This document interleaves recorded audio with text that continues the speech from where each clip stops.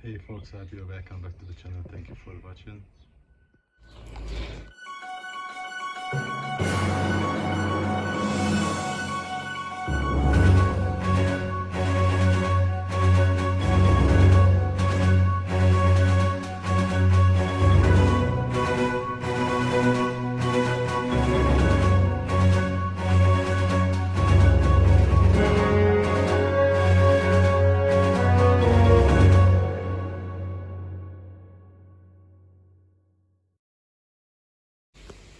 In this episode, I'm going to look at my Suzuki gsx-r 750 Srad from '98, the first injection edition. So after when I did start to order the parts, I was thinking, and I have decided to order a little bit some additionals.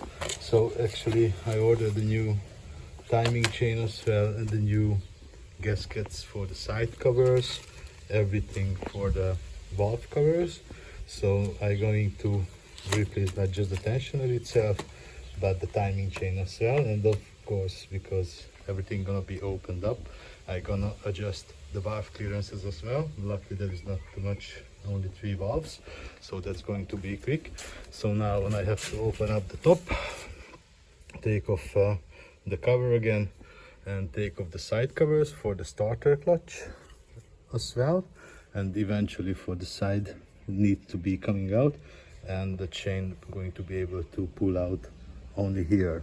So let's start from the top and take out everything and get in the new parts, and then after probably the rattling sound going to be gone, and hoping some increased compression from the engine as well, because now is the timing is a little bit just off, and it could cause not proper time of the valves to close, and then maybe she's gonna get back some extra power.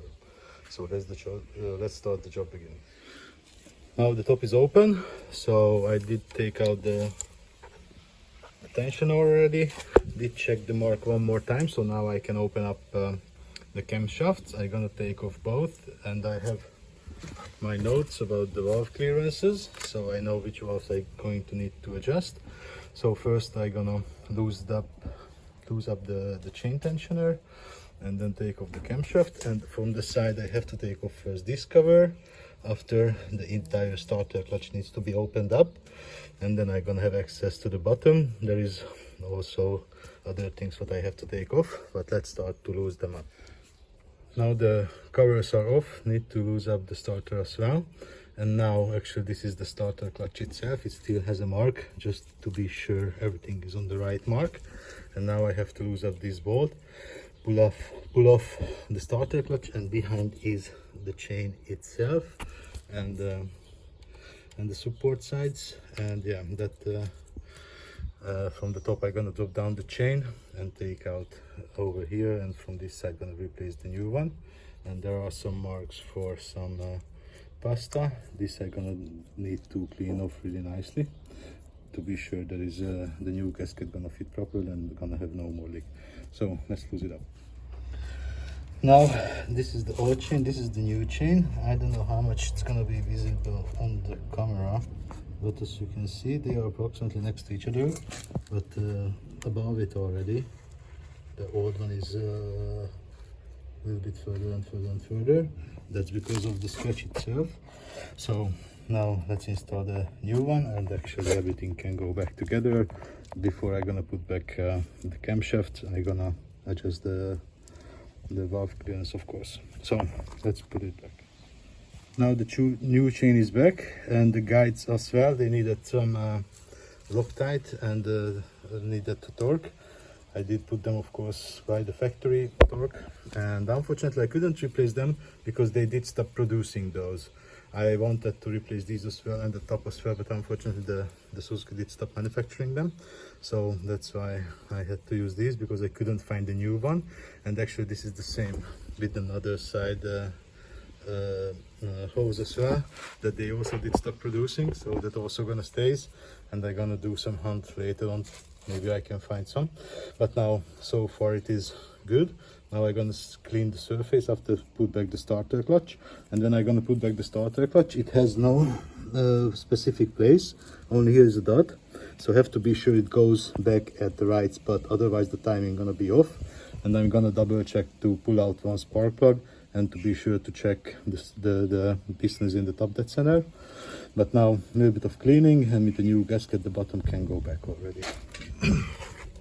So now it's back. Luckily I don't need any adjustment because this is the mark for the top dead center, and now the bolt is in, but here's the mark as well for the crankshaft. And I just lose it.